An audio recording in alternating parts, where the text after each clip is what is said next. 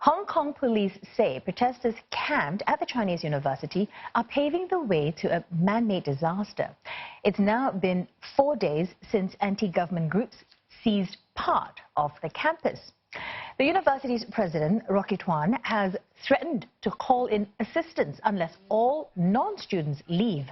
Police say the protesters there have been stockpiling objects that can be used as barricades, as well as storing and producing petrol bombs and other weapons in the school.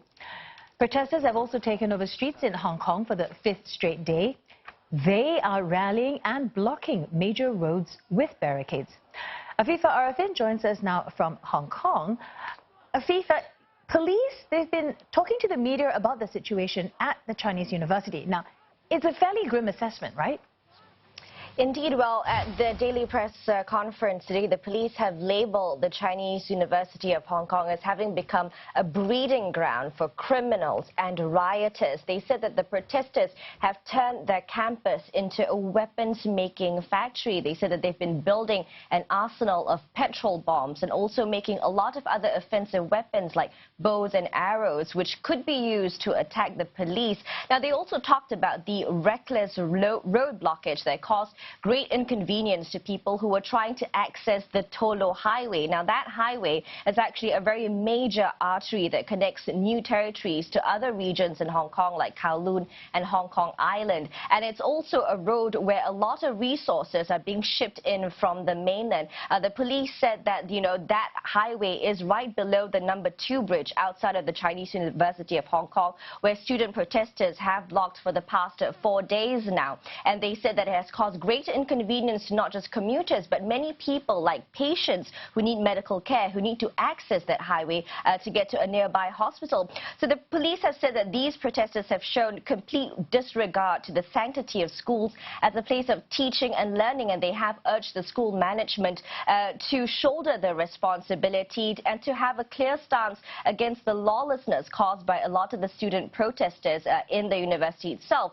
As you said, the school's president, Rocky Tuan, he has responded in an open letter saying that there are many masked protesters who he believes are not actually students of the university that have completely taken over the campus. He has asked staff to leave until the campus is safe to return. And he's also said that, the university might need to call in the government to help them to overcome the situation or to restore order. But he did not specify just exactly how they would do that.